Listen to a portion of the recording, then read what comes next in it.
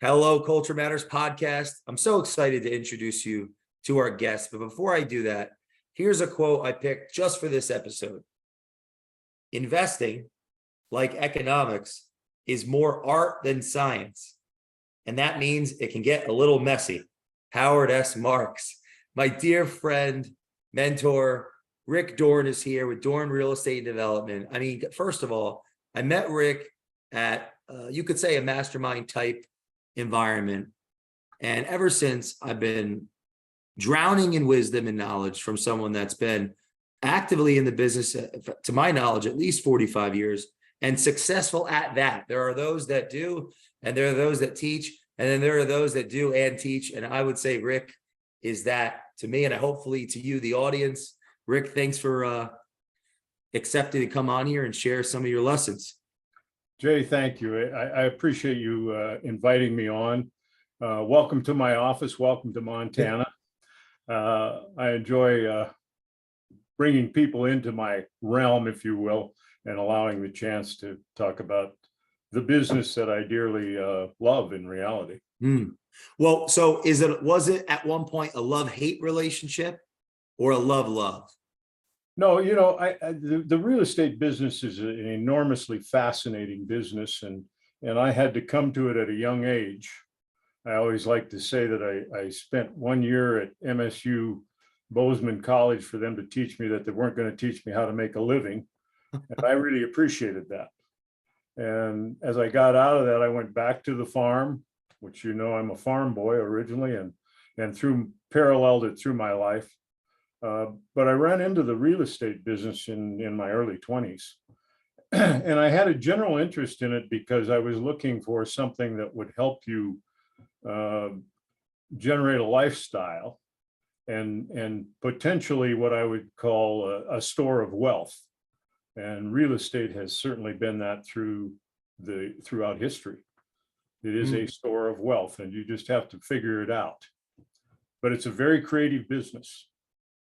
Yeah, I picked that quote from our discussions. I'm curious what you think about that idea that more art than science, or if you have a way that you view that. Well, I agree. It's an artistic view versus a scientific view. However, both of them work to a point. But art and creativity are one and the same in some reality of the fashion of it.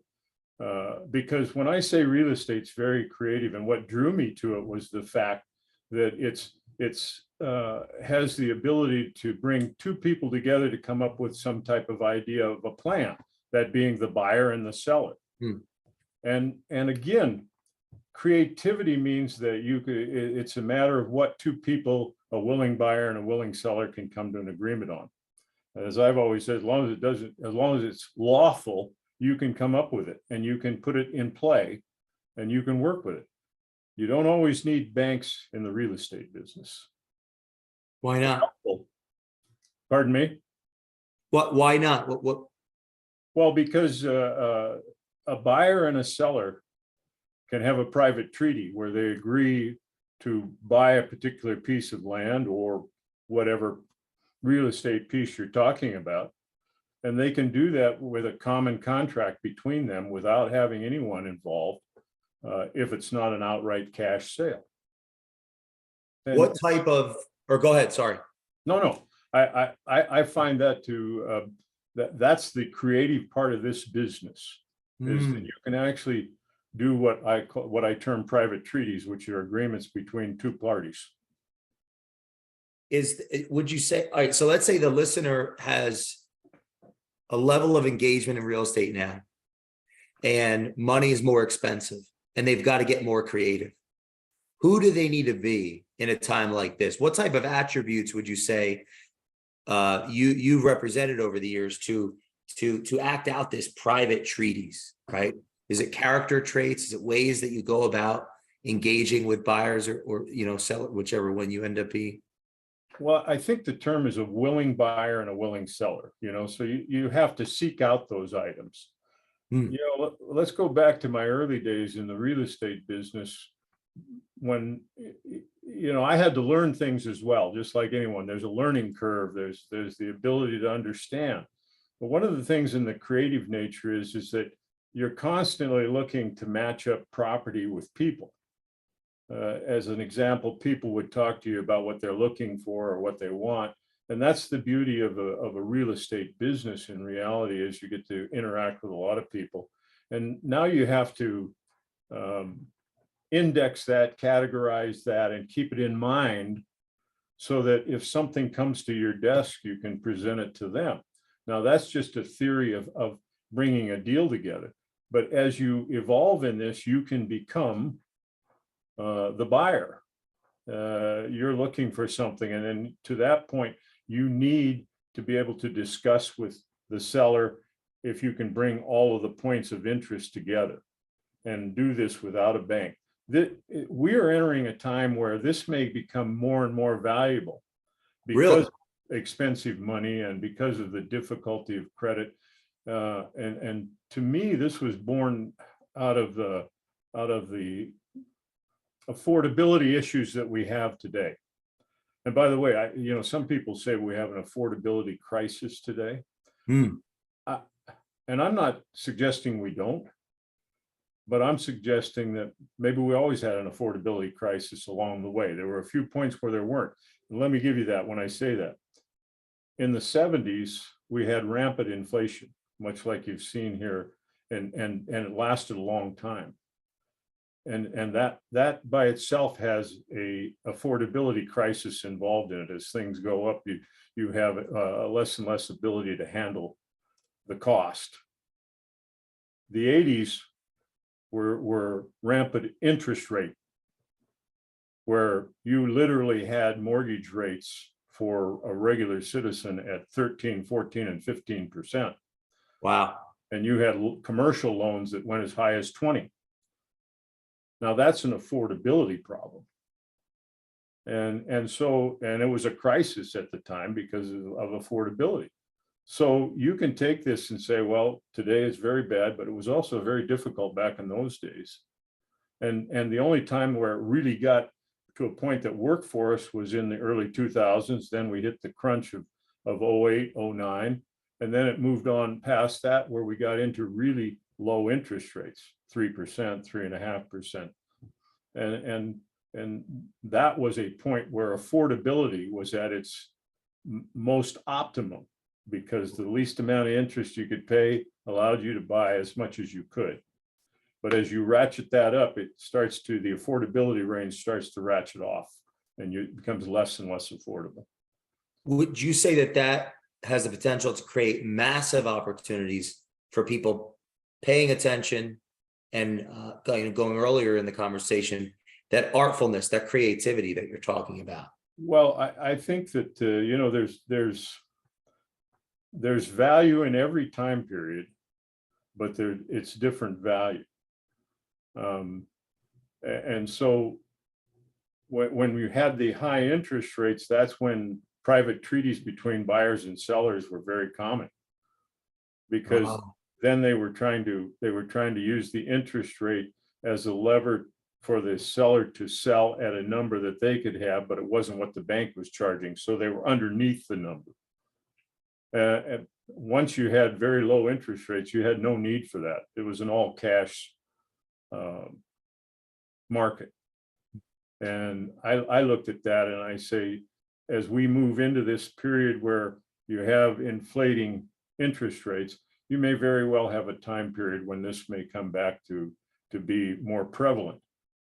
But there are also times when people want to look at their asset and sell it over time and be the bank, because that's what a private treaty is for the seller. They can be the bank and the payment is made to them. It's not something that you see today as much as you saw back in the 70s and 80s, but history does repeat itself. So it's very possible that you could see more of that come around. You got your license in 78, correct? 77, in February 77, I got my salesperson's license. And in February of 79, I got my broker's license. Was the vision always to end up controlling the assets? Well, I think when you start out in the early days, it's all about commissions. you're there trying to derive a commission-based program. And that's fine. I like that. I don't, to my brethren and sisterhood in the real estate business, more power to you. The commission's a good thing. But as I used to say, commissions are just gasoline. Real estate's the engine. You want to own the engine after a while. And the one thing that the real estate sales and brokerage will give you, if you're paying attention, will give you value. The ability to recognize value in what you sell. And as you go through this process and you're selling houses, you after a while, there's a level of competence that comes with the fact that you're walking in this house and you're walking in that house. Pretty soon the value starts to show to you. And if you act on the value, then you can own the real estate, own the engine. As I always say, commissions have a tendency to leave, and you got to have another one. What do you think is part of why realtors, real estate professionals, rather, don't make that leap into acquiring the engine? That's an interesting question, and I'm not sure I can answer, because to me, it's a natural step. Wow. But it isn't followed by the masses. To me, it's a natural step. Now, I have those little homespun things like, everybody ought to have a home to sell, just not their own. Then you got to replace it, but in the real estate investment game, I always say that residential housing is the creme de la creme. What do I mean by that? Because that's the market that has the most users involved. And I could just use the United States as an example. You have 330 million people in this country. And aside from the box people, with all due respect, everybody else needs a roof over their head. And so that's the widest range of users that you have available to you. And then you can look at scaling down from there in the real estate game, because everything takes a back seat to residential. That's the most use. There's only so much office space needed. There's only so much retail space needed. There's only so much industrial space needed. But the users pool in residential is as big as it gets.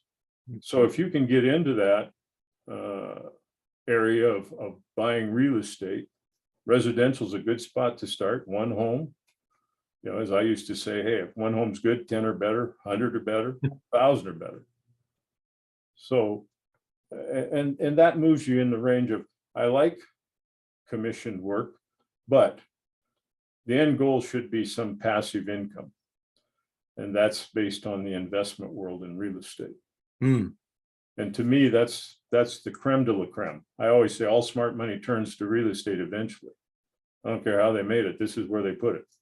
Why is that? There are people that historically it's a store of wealth, but also if you look at it, I mean, real estate is a scarce item. In a world of 7 billion people, real estate has its own scarcity to it, and scarcity always provides value.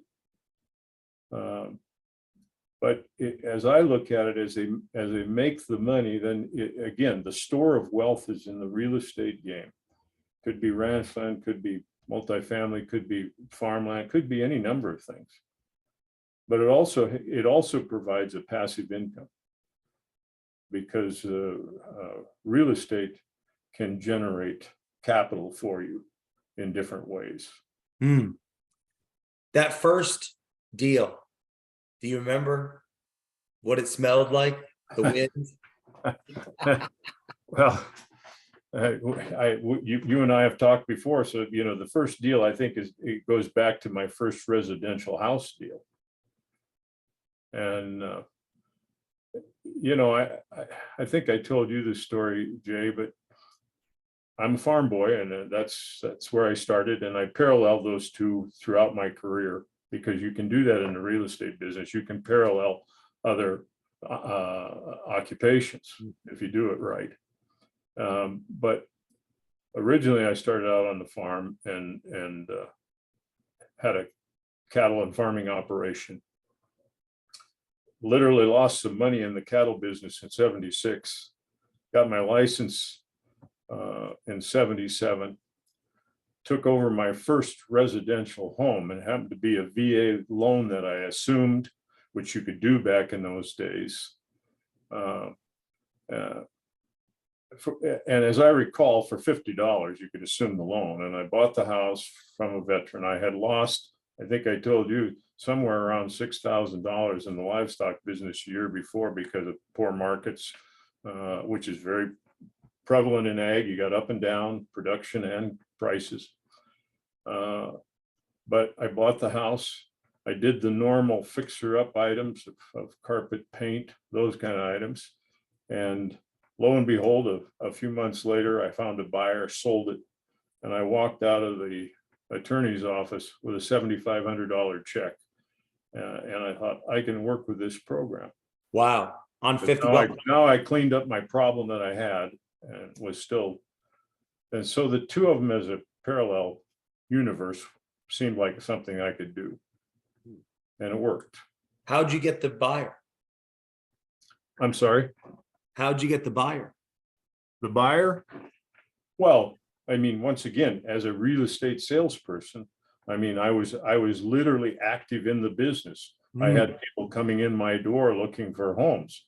I happened to have a home, you know, and so through a process of elimination, because they're not all looking for this particular house, but they're looking for a home. And I think that's one of the beauties of the real estate business, if you're in it, is you have opportunity that comes to your door. And that door is your office space, and they're looking for something. If they're walking in your office, they're looking for something. And generally, the creme de la creme is residential housing. And you know, so and today it's a much different environment than what I dealt with back then. But it's still the same theories are in play. People are looking. You know, you're there to provide a service, a help, to find whatever. And in this case, it just happened to be my home with someone that had come in to look for a home. So that was how I found the buyer at the time. And same scenario every time as I see it, Jay. You're always looking for, in the real estate business, if you're a licensed salesperson or a licensed broker, you're in the business of selling real estate, some form or fashion. And the world is full of people looking for things, and you have to be able to help them match it up. Their buying capabilities and to what their need is, and everything in between, because as we know, affordability is an issue. You literally have people who can't afford, and you have someone that just can, and someone that can eat a little better, and someone that can a little better. It's the way the world is. You work with that, but you try to help those people find what they're looking for. If you were giving counsel to the listener that's thinking, all right, I'm in, like, how long is it going to take for me to be successful at this? Like, what's a practical way of viewing the vision of? Well, you know, Jay, I like my thought pattern on the parallel issue that I mentioned there, because, you know, there are a number of service businesses that allow from their, when I say service business, I'm talking about their work schedule and so forth, that may allow them to have an alternative pathway, which can be the real estate business. And you have to learn to control your time in the real estate business. And it's fairly easy to do, is if you roll enough people into this where they're looking for you and they're contacting you, then you can work your schedule. Okay, but to your question about success in the business, I mean, obviously this is a unique business that requires good sales skills and good understanding. And I would say that, you know, young people looking to get in this business need to educate themselves in this, and this is probably the best tool I've ever seen, which is what you're using here right now. And I've watched the YouTube sections with several players on it that work in this arena. Grant Cardone, Ken McElroy, Jason Hartman. There's several of these fellows that have regular podcasts, and they provide exceptional information. And so if someone's willing to study at this so that they get professionally grounded in it, then I think that their ability to be successful at it is probably the amount of input that they're willing to take and do that. That being the case, time frame is anybody's question. It depends on how much effort you want to put into this. But I think that there's an effort in the start of trying to understand it and be available to it. But the beauty of this, as you go along and you become more and more adept at it, is that you should be able to start recognizing value. And when you start recognizing value, then there is a point where you want to act on that value on your own behalf. And that was my item, was always, hey, there's a lot of value in this business just from being in it every day. Even if you're paralleling with some other occupation, again, the service industry may be a good point about, I'm over here because you're trying to cover the everyday expenses of life. Yep. And in the commission world, that can be a struggle, because this one's got a little more on this side, every 2 weeks, and this one's whenever something happens. And so you have to be able to cross that bridge and be able to handle that. And that's the difficulty in it in reality, to the point. But I don't know when it comes down to how I think the timing of it all has to do with the ability and the input of an individual. But if they'll get in there and they'll stay with it, they can become this can be a very successful business for the right person. And I've had the opportunity, really the privilege of seeing some of the fruit, these great creative partnerships, in a sense, you put together. I guess, how would one go about mastering different types of real estate? Because I'm thinking, it's not just one dimensional where, all right, here's apartment houses. Well, again, I think that, you take philosophies about this. I mean, as I say, to me, all wealth comes from the ground. And so there's a matter of working with it in that regards. You can see different items and different visions about it. I like the term development is all about having a vision of something that's not there, but seeing it as being there. And so, you work with the axioms of what the marketplace is giving you. And as you said, Jay, you've seen some of my fruit. Some of it was low-hanging fruit, fortunately for me. And I was in the right place at the right time, but also to the point that you make, I recognized that it was there. And there are just certain things in the business. I mean, there are items in the, you can tell where there's a good residential area where homes could happen. You can see where there's a good potential, particularly along, and you refer to one of them along the interstate where you have commercial developments that happen. All these things are based on areas of location. And I look at those and I if you have the ability to recognize that value at times, this is where you go. You work with what you see, you work with what's there. And there are different programs, as I say it, programs that to definition to me is more about the different style of real estate that you just question. How do you know the difference of it? Well, look, if you're in a commercial program, you're over here. If you're in a residential program, you're here. Industrial program is over here. if you can have a view for all of them, that's great. And I think for the really talented individual, they can see all of those. But sometimes it's good just to focus on, if you're a real estate residential player and you know it well, it's a good one, because that's the most users. If you can find a piece of land and you can take it and you know how to do that, which is it's an extension of the real estate business from your very beginning, because development's a whole different animal than selling just under a commission-based real estate program. Because most people start in the residential side.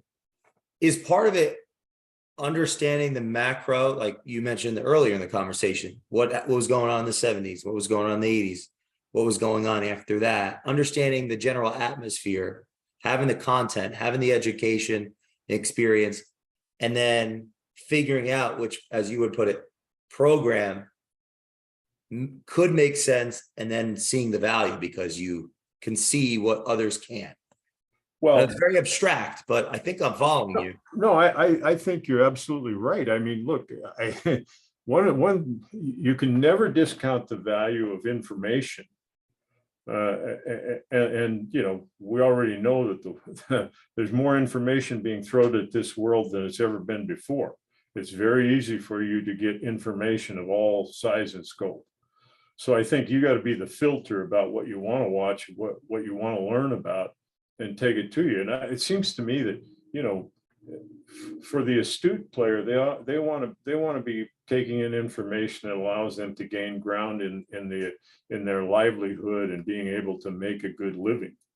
You know, I mean, we all want to be entertained, but there's a point in time where you need to turn that into informational items that help you in whatever capacity you're working in your life. And like I say, with the YouTube and every piece of information you have today, the phone in your hand, it's filled with information, and it's your job to filter out what has value to you and what you're doing, and what doesn't. Entertainment's entertainment. You know, for me, I always dealt in the essentials: food, clothing, and shelter. You know, you could make a case for the close fourth is the phone, but I mean, the three items that you really need just to live are food, clothing, and shelter. And so I used to say, hey, 2 out of 3 isn't bad. Yeah, you're raising food, you're in the home business, and yes, I did build houses, and yes, I do develop, and I do all of those things, meaning that I'm trying to expand the supply line so that people can have a home, which is a very basic part of life. And look, and you have an obligation, whether it's you or me or anybody else, you got an obligation to be able to handle that need in your life, which is the basics: food, clothing, and shelter.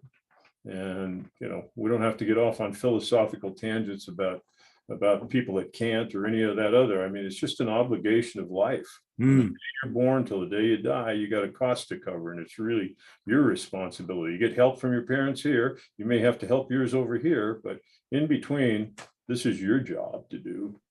And so you want to find areas. I used to say, look, if you want to make money, you got to go where money is. And real estate is a place where there is money. Yeah.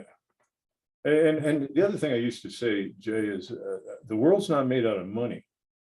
The world's made out of value. With value, you can get money, but with money, you can't always get value. Wow, that's good. And that's a true statement. Doesn't take long for it to say, hey, I got it. Because, you know, people spend their money on things that have very little value. But the world's all about value, and you have to understand value, and you have to make it work. Money is just a tool of value. You know, and again, by that, you remember me saying this, I think, you know, with all due respect to my real estate brethren and sisterhood, you know, to me, the 3 most important words in real estate are not location, location, location. It's leverage, leverage, leverage. The definition of leverage is the ability to wield a big item with a small item. So a small down payment gets you a home. of which that you may have some debt on it, but that's what's leverage. You're taking your little bit and you're getting this over here. Now, locations, it's a close second. I don't ever disagree with my players about that but to me, it's about knowing how to handle money in the real estate business and the leverage that works that game, and getting to know that better and better. And that does have a creative analysis to it. Is part of the value in conceptualizing and being able to act on opportunities through leverage is it speeds up growth, and the handling of it decreases risk. I'm just trying to like it speeds up somebody's growth. I'm thinking if you have, like you said, you take a little amount to get a big amount. Oh yeah, it's my term is velocity of money. Okay, velocity. Okay. If we were going back in real estate 101 and you're saying, hey, look, and we'll just take this and let's just use easy numbers, okay, not present day numbers, but let's say that back in the day you could buy a house for 100,000 and it took 20%, so it's 20,000, and you held it for a couple of years and you sold it for 120,000. That means that you got 100% return on your 20,000 because you got 20,000. Mm-hmm. Now, the 100 that's in here, that was the bank loaned it to you and you paid a fee for it. I agree, you had to, but I always tell people, hey, if you weren't in that house, you'd be in another one and you'd be paying rent. So you'd never want to look at your cost of being here in the food, clothing, and shelter part of the business, which is the essentials, because you got a cost of a home somewhere, somehow. And so your mortgage payment is part of it, but it wasn't your money. You borrowed it from someone. Back to the definition of leverage, taking this amount and being able to get this bigger amount, which allows you then to say, well, this I might get up on this side. That's velocity. It's also leverage in its purest form. Again, the ability to take a small thing, small down payment, and wield a big thing. And the old analysis about leverage is, hey, you can move the earth with the right fulcrum, Yeah, Archimedes, I think, or something. Yeah, correct. So, I mean, that's why it's important to try to figure these things out. And yes, there's always a cost of carry. I got that. But I mean, the real estate world is a big world. And you can do a lot of different things, and you can put together a lot of items. That's why I think it's important for us to talk about income producing property. Okay. Multifamily, manufactured home communities, those types of items, single family residential homes. Like I say, if you own one of them, 10 or better. But there's a lot of financial gymnastics in getting here. And was the downturn in 06 or 7, 8, 9, was that like what were your lessons in that time, and how did how are you still in the game when many aren't? I mean, maybe that's a way to start, right? Like, how do you go the long term? Because there's a lot of people that don't, right? Well, yeah, there's a lot of people that didn't make it through that time, but and I've had a lot of people on the show that, believe it or not, and they talk about that they were in the business at that time, and well, it kind of kicked them out of it, and then they're very successful at something else, and they never went back or something. Well, and again, I mean, this is maybe the smart money that they're making now will return someday. Because, I mean, the passive income side of this is where you want to be. Look, as I've often said, if you're going to trade time for money, you're never going to have enough of either. It's just the way it works. So you book title.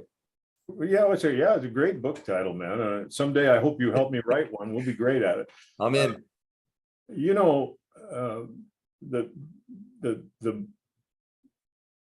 It's okay to have that parallel path, which is this idea of I've got my, they've went on to some other making money somewhere else. But getting to passive income, and the true definition of it is, money that shows up whether you're there or not. As I've often said, the best money I make is the money I make when I'm sleeping. because that's true passive income. And that comes from owning assets that produce cash. And the real estate business, in my estimation, is the creme de la creme. You can talk about stocks and bonds and ETFs and all the rest of that. I got it. But like I say, in the history of the world, real estate's where they store wealth. Everything else has its own little problems. And yes, you can have depressed real estate as well. So then it becomes a matter of, if you have income producing property that you can keep tenancy in, whether it's residential or anything else, then they're helping you take care of that property. And then you're gaining in several ways, because I mean, I realize you can get these ups and downs, and but the long-term projection has always been up. All you got to do is look through history, and the value has always been up. You listen to people say, "Oh, I could have bought that back then at this." Yeah. You know, but the fact is that the long-term trajectory, irregardless of these, is up, and it continues to be today. Even in this market, it has moved upwards. Now, yes, there was a significant correction down in 07, 08, 09, whatever, but it was also location driven. There were some that were way worse than others. And that's always the case with real estate. It's very location pinpointed in some regards. You have markets that zoom up and then have a crash and have to come down. The point on that is about making sure that your debt load doesn't overload your income capacity.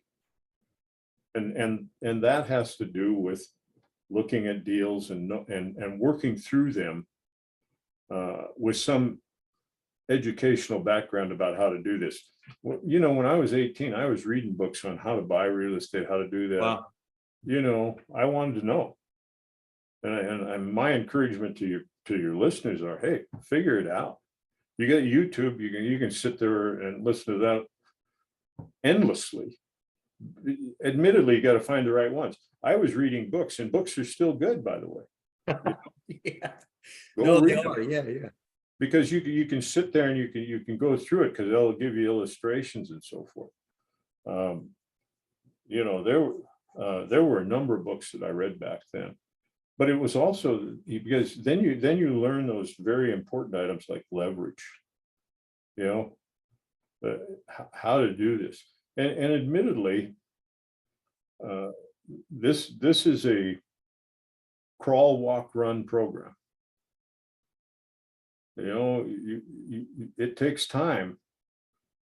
You find people want it overnight. Yeah, this is not, you know, this is not a 100-yard dash. This is a marathon. And you have to be in it to win it. But if you can get your arms around good real estate, and as I used to say, you know, and people they'll understand this, I assume. You know, I used to say, hey, when you go underwater, you either need a snorkel or an air tank, because you got to breathe. And you just need to make that happen with your debt load. You know, because that's an important feature in this thing. You can wear a snorkel all day if you have to, but just be ready to get through your debt capacity by handling your income better and making sure things work out, and that you can handle some dead space in that whole thing. Because Dead space as in like vacancy. Okay. Vacancy, yeah. Management of the business. Yeah, you know, you're going to have some times when it's not where it needs to be, and you have to be able to provide the ability to get you from point A to point B, or be able to breathe. Do you find that the more green investor minded people, they somewhat have to learn that the hard way in their tenure? What type of investor? Like the newbies, I guess, because the reason I asked that question from a tenured operator like you is because I'm a big and have been in my life, partly why we met where we met, a digester of information around the topic. And I don't necessarily see as much of the boring stuff as I do the fun stuff. And I put those categories, right? The fun stuff is like the financial gains and the depreciation and the leverage and those things. And the boring stuff kind of seems like the management of the debt, the obligations and the vacancies, kind of what you're talking to about now. So I'm curious if you think what you think on that. Let me put a new twist to that one. The Okay. fun part to me was always in the buy, because I always made my money when I bought the right property at the right price. It's never in the selling of it. And you hear this from lots of players. They're going to tell you that it's always in the buy. That's the fun part. When you know you got a winner, you hit a winner, that's fun.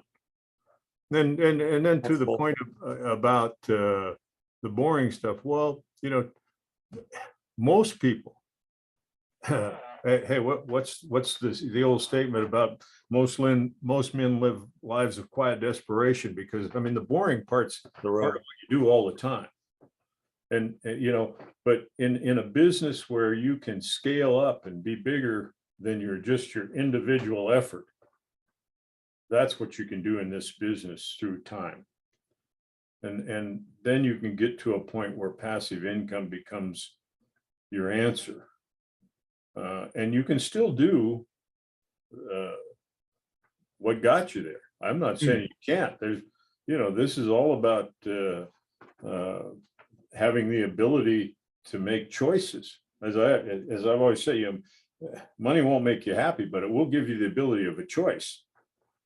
And it's your choice to decide what does and doesn't make you happy. So it's just kind of one of those where you're working through the world in that boring fashion that happens. So the fun comes when you start seeing your success and you are able to achieve some of it. And that means that you need to go back to what you said is that, hey man, you need to be a sponge. You need to soak it in. You need to get information and you need to try to understand it. If you don't understand it, find somebody to explain it to you, because they're out there.